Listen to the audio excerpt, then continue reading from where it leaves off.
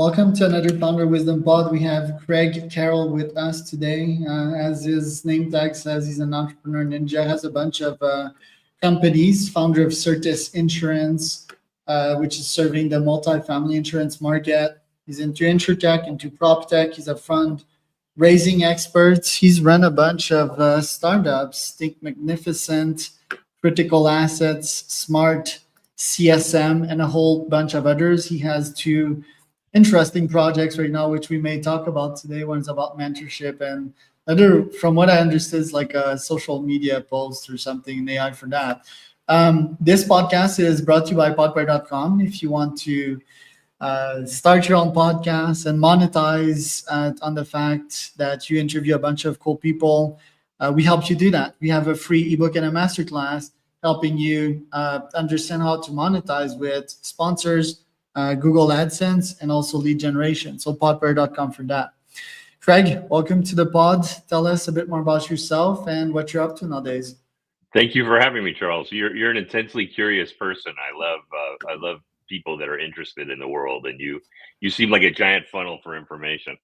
Yes. I'm a serial entrepreneur. It's all I've ever done. I've rarely worked for anybody for any length of time. I just like to create ideas and either have them fail miserably, hopefully quickly, or have some success and be able to see people use that technology or that product or that service, whatever it is. To me, that's the ultimate drug, and that's what drives me.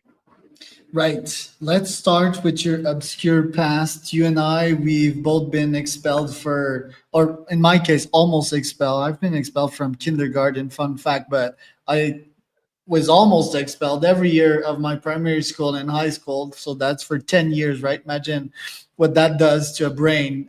And yeah, you didn't fit in the molds, I think. Tell us a bit more about that and how that shaped you as an entrepreneur later on. I mean, it made me feel stupid, to be honest with you. I was expelled or suspended from every school from the third grade on, including college. I went to a third-rate college, and I even got kicked out of there. I just didn't really learn the way. I didn't fit into the box that they wanted to put me in. I also grew up in New York City in the 1970s, which was an ultra-violent time. I was the child of a single mom working 3 jobs and living right on the edge of Spanish Harlem. So it was a kind of a spicy, dicey lifestyle. And I just didn't really enjoy school. Very rarely did I connect with a teacher. Once in a while, I would connect with a teacher and really, I would usually get an A in that, but I failed almost everything else. And I had dyslexia, and it was undiagnosed dyslexia. And so it was really a challenge. And I didn't actually know I wanted to become an entrepreneur. I didn't know that I had entrepreneurial skills until my summer after high school. I started a furniture moving company. And within like 3 months, I was killing it. I was making more money than both my parents. And that's when I realized that I had this innate ability to kind of, look at a market, understand the weaknesses in the market and where the opportunity was. And I can't even say where that came from. I think it's mostly from being very observational. Growing up in the environment I grew up, you had to be constantly vigilant and you had to observe everything going on. So still to this day, when I go into a restaurant or a store, I'm intensely curious about everything. What's the breakage costs? What's the spoilage costs? How many dinners do they serve? I'm constantly thinking about, how does this business make money? How could it be more successful? Right. And how you are received, the decor, the environment, the manager. I'm the same. And I worked in the restaurant industry for a good 3 to 4 years. That's actually how I learned good customer service, right? And elite performance, because I was hooked on caffeine when I was serving my clients. I would never miss a hint. It would be super quick. I would not be in their face, and I would get them exactly what they wanted very fast. It seems that your first big home run business, if I could call it that way, was T-Bone Films, right? You're also an adrenaline seeker. So yeah, I'm still a motocross addict nowadays. But you went into extreme skiing, motorcycle racing, mountain biking. I love mountain biking as well. Tell us a bit about that experience, and if you still love extreme sensations nowadays. I love it all. I'm a little broken these days from decades of it, so I'm a little more moderate in my willingness to put my neck in dangerous situations. I'm also a father. I'm a single father, so I have a responsibility, which is hard for a guy like me because I don't like a lot of responsibility. But I just fell in love with like mountain biking. I had done a lot of mountain biking. I rode a bicycle across Canada, across Alaska. I rode a bicycle across Australia, New Zealand, and I found it an amazing way to travel. And you really get in touch with people when you're moving slowly on a bike. You're very approachable. So whether it was hiking or motorcycling or biking, I tended to travel that way. And then when I moved to Los Angeles, I just decided I wanted to be a filmmaker and I wanted to get paid to do what I love. And so I connected with MTV Sports in the early 90s. I began to do a series of projects for them. And that allowed me to connect with ESPN and Fox Sports Net. And then I would spend a lot of time in Alaska shooting the World Extreme Snowboarding Championships and things like that. And so I managed to make a living doing sort of what I love. Probably my most notable film in the extreme sports world is a film called Hoax 2, HOAX 2, Anarchy Across America. And that's where I put 5 skaters in a motorhome and I drove them across America for 33 days. And I took a perfectly good motorhome, brand new, and destroyed it in 32 days and made a movie about it. The movie was really about skating across America, but the backdrop was this sort of motorhome slowly going from literally brand new with the plastic on it to something out of a Chevy Chase movie when we returned it, tilted and dashboard burned and ladder ripped off the thing, and it was a well insured vehicle though. Not a surprise, right? Like you put like 5 skateboarders in the motorhome, chaos is going to ensue, drugs and alcohol and sex, I guess, as well. What did you learn from your 10 years as a filmmaker? Like any lessons that you brought to the startup, serial startup founder you are today?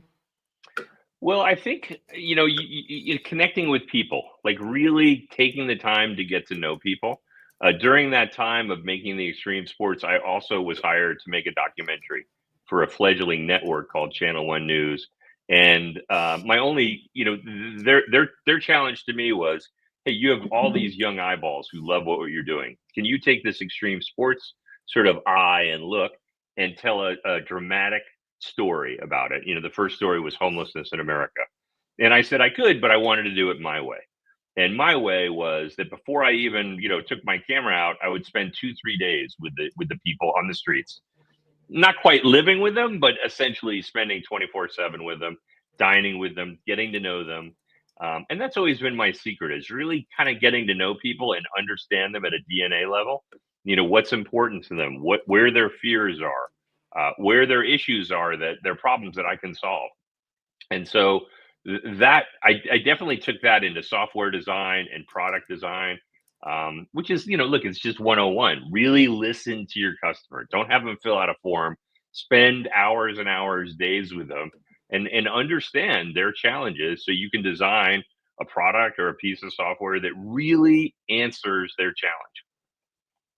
And do you feel that you have a firm grasp or opinion on homelessness or death penalty after being so close to it? Yeah, I mean, it's funny, one of these documentaries, we would spend weeks and weeks studying the problem. With homelessness, one of the biggest aha moments to me was the advent of the superstore, of the Costco, of the Walmart, because a Walmart moves into town, and while it may bring 500 jobs, it's wiping out 1,500 jobs. So it takes out all those little small stores around the neighborhood. And Oh. those small stores are the one that would maybe employ the mentally challenged kid that wasn't really good with a register, but was really good with the plants and with people. So now those people had no career at that Walmart. And now that people in the neighborhood are not shopping at all the little stores, they don't have to live in the neighborhood anymore. They could splinter anyway because they're driving 40 miles to go to the superstore. So weirdly, while the superstore is great financially, it has decimated a lot of things, a lot of sort of neighborhoods. It's kind of a little known fact. So that was a big shocker. With the death penalty, I was totally pro death penalty. when I started it. I was very much, kill them all, let God sort them out. If you went to death row, then you deserved it. And on death row, I realized it's way more complicated than that. That Yeah. typically, these people are getting, public defenders. Often that public defender has never handled a death penalty case, and it's a nuanced issue. In that particular video, we interviewed a young man who murdered a jeweler. He absolutely shot the guy, and the guy happened to be like the teacher of the year, and he was also a jeweler, so he was very well loved in the community. The reality was, this kid had grown up with a heroin addicted mother. All he ever knew was heroin. She used to give him good heroin when he was 12 years old because she didn't want him to have bad heroin. So, like, what opportunity did he really have? He robbed a motorcycle gang. The motorcycle gang said they were going to kill him if he didn't get the money back. He went to stick up the jeweler. The jeweler had made it very clear that he would never allow himself to be robbed. Jumped over the counter, and got shot. The guy's guilty for sure. But was it premeditated? Did he go in there to execute that guy? Did he deserve to die?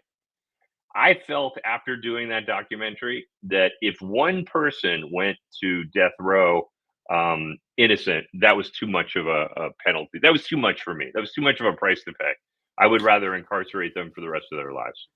Yeah, very nuanced, just like everything in life. But my thesis is that that it costs to maintain that guy in prison, right? And pay for his food, which is luxury, right? Like food is luxury, even being housed in a jail. A jail is a very tough environment for sure, but back then that's how it was. And then what if that person doesn't change and wreaks havoc in society, right?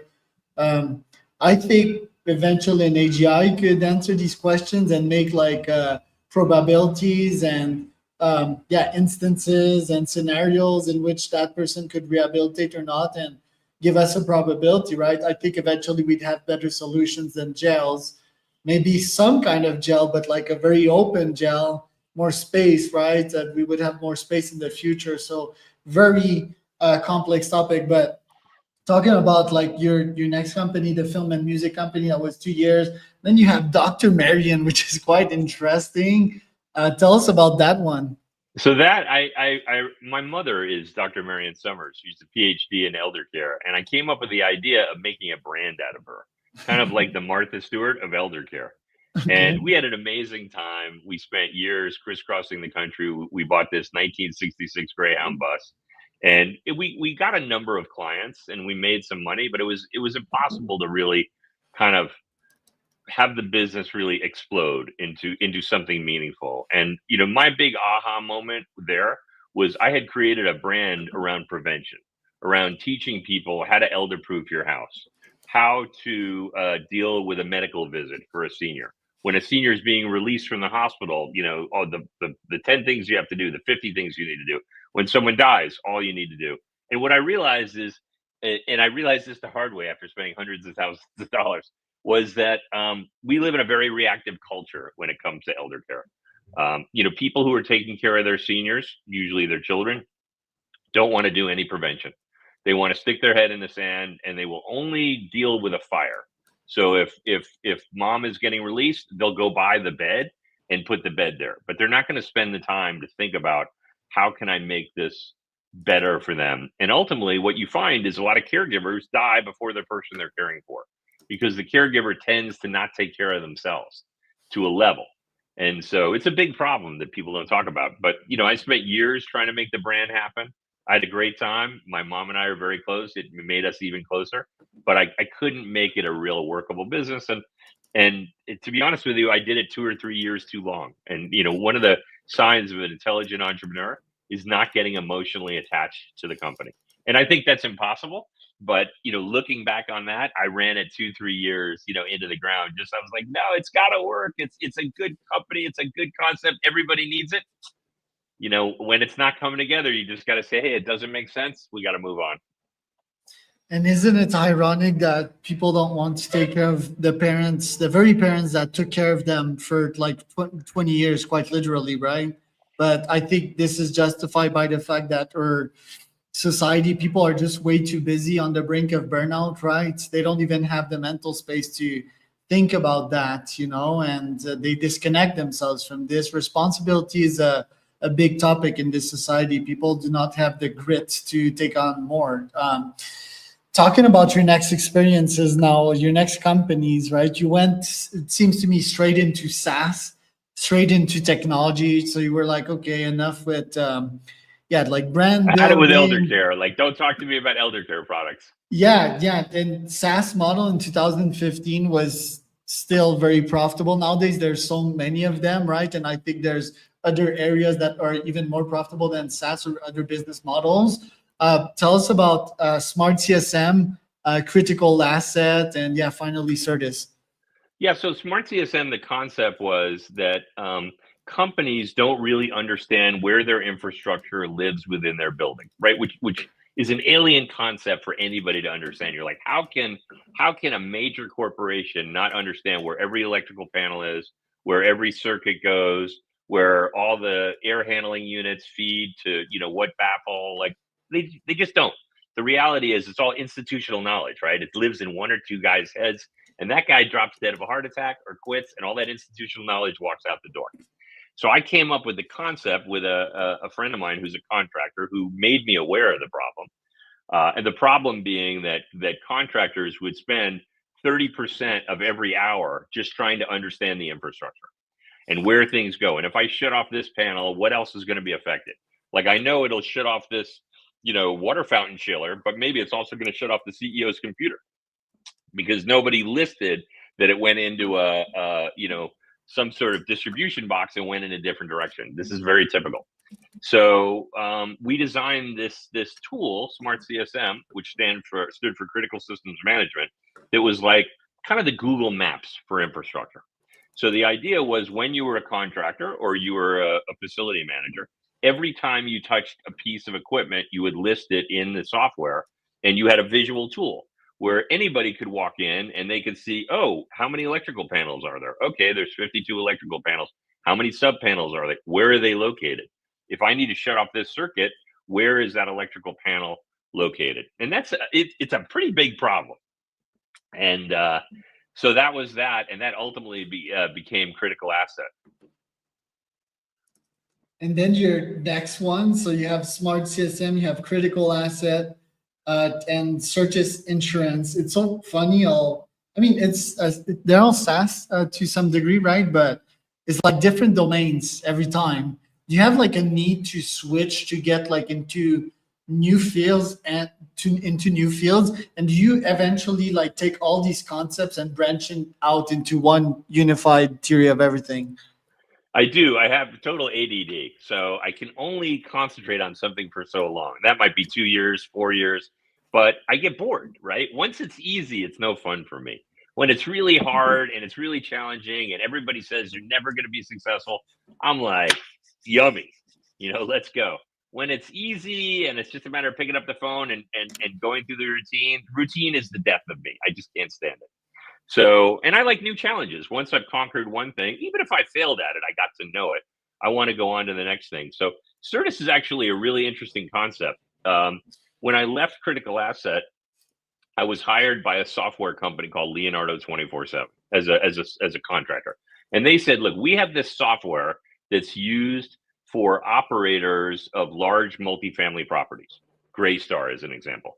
So if you have hundreds of properties across America, you're going to have tens of property management companies across America, and they're all going to report it differently.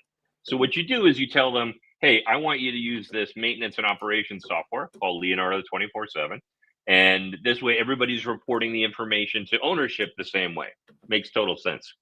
The CEO of that company came to me and he said, look, I have watched you. I think you do really interesting things. I want you to go solve a problem for me. And he goes, the problem is that I believe that people who use my software have less insurance claims. And so insurance carriers should give them a discount. I said, no problem. Hire an insurance expert. That's not me. I don't know shit about insurance. And he's like, well, he kind of hemmed and hawed. And I said, how many insurance experts have you already hired? And he goes, I've hired 3 and they've all failed miserably at it. I like it. This sounds cool. This sounds like a big problem. So I studied it. I said to him, look, I need a year. I need a year to get up to speed. Here's my rate. Don't call me. I'll call you. In a year, I'll tell you how we're going to do this, if it's possible. So I interviewed clients, insurance carriers, brokers. I interviewed everybody in the chain, and I developed a real understanding of the problem and the solution. So about 11 months into my first year contract, I went back to the CEO and I said, I got good news and I got bad news. I'm going to give you the bad news first. The bad news is your idea won't work. You're never going to go to insurance carriers and get them to offer a discount for your software because you don't have 20 years of empirical data. You don't have 10 years before your software and 10 years after your software. So, insurance carriers are run by actuaries. So accountants. So if you can't show the bean counters the numbers, the before and after, they're just never going to take you seriously. Full stop. I said, the good news is I came up with a better idea and a way we can spin this off into a totally separate company. And he was like, what's that? So there's this thing called an MGA. And an MGA stands for Managed General Agent. And what an MGA is an MGA is sort of like right below the carrier. An MGA goes to the carrier and says, we understand the market that you're writing paper to, which is what they call insurance. We understand that market better than you do because your clients are using Leonardo 24/7. And so the big takeaway is I went to the CEO of Leonardo and I said, here's what we're going to do. We're going to create an algorithm out of your software. We're going to look at every claim in property and general liability, like slip and fall, a roof leak, a fire suppression pressure valve opens up, like hundreds of claims. And then we're going to look at every task within your software that could positively affect that could stop that from happening. And we're going to build an access. And so we're going to assign a value to everything within your software. And then we're going to study your clients for 2 years. And that's what we did. We sat at a bar one night with a giant Excel spreadsheet with every type of claim and every task within Leo. And we took a master of 1,000 and we subdivided it. So, a roof inspection might be a 6. A fire suppression pressure test might be a 26 because it has a higher propensity to create damage. And then we watched them and we adjusted the numbers.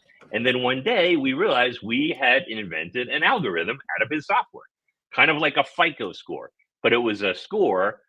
We called it the Leo Risk Indicator. And it was a score that basically was an analysis of the propensity or the chance for that particular operator to have a claim. So it's like going to Vegas and gaming the system. So then we went to the carriers and we convinced them to, it's called giving us the power of the pen. And we basically said, let us write our own policies under your paper.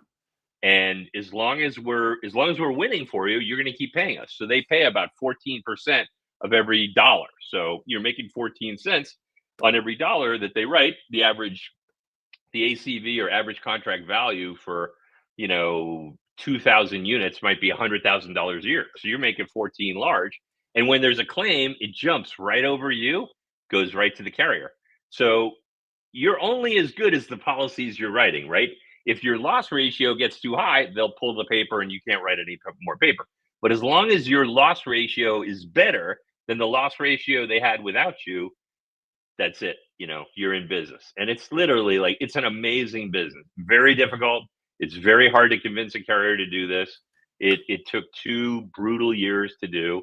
I was in the middle of a very high conflict divorce at the time with the ending of my 19-year marriage. And in the middle of this chaos, I managed to raise the money primarily from Jones Lang LaSalle from their Spark division.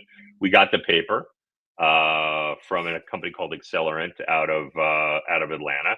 And that company's up and running. And, I worked there for about 1.5 years. I, made my numbers that they wanted. And then in August, I just decided me and the CEO decided to go our separate directions. He stayed, I left, and I went down and went sailing for a month in the British Virgin Islands and meditated, trying to decide what I was going to do next. Right. And did the answer came because fintech, insurtech, extremely profitable, right? But does it fulfill your deeper passion, your deeper vision your deeper ikigai sort of? Did an answer came with what's next for you? It hasn't yet. I'm still thinking about it. I'm probably going to go off on a vision quest. I'm Yep. a big believer in meditation, so I'm going to go off and fast at the end of April for 3 days, 4 days, and just water and me in the outdoors. I'm a big outdoorsman, so I spend a lot of time. I'm a member of the 103-year-old Adventurers Club in downtown LA. If you ever come to Los Angeles, please let me know, and I'll take you and a guest there as my guest. So like I'm thinking, I'm playing around with UCI right now, doing this capstone thing, this Get Mentored project. I'm, doing a couple of other things. I'm consulting for a couple of people, but I really want to think about what's the next big project I dive into. And it may be, to your point, it may be little tip of what may be coming up, taking like a company like Critical Asset and taking that into the MGA space or something different. I haven't really decided, but I don't know how many more big sort of projects I have left in me at the ripe old age of 58 and a half. So I want to just think about like, is my legacy helping people? Because that's what I would like it to be. I would like if they say anything at my funeral, whenever, hopefully it's a long time away, he gave more than he took, and he really cared about people and did projects that made the world a better place. There's many great ideas I came up with that I just thought were not good for society. Really big, smart ideas that were really just going to send people in the wrong direction. And I've always kind of stuck to that. I've never been driven by money. Like money comes, money goes. I gave my wife everything. I was like, I just want our child. I want to raise our child my way, and you can have the rest, and I get the kid, and that's where my head's at. Now I get my 16-year-old son all to myself, and she gets what she wants, and I'm perfectly happy in that world. If I die penniless, but I help people, big thumbs up. Love it, Greg. Where can people find out more about you? Probably LinkedIn is the best place. I'm most active on LinkedIn. You can go to my my TV production site, thinkmagnificent.com. I don't have a big social media footprint. I'm sort of weird about, like, I don't want people to know where I'm going on vacation and what I'm doing. So I don't post a lot on Facebook or Instagram. I'm a weirdly private person, but I love to help people and share my insights. So I'm always happy to take a moment and listen to somebody's idea and give them critical feedback. I always warn them it's worth exactly what you're paying for it. That was Greg Caryl and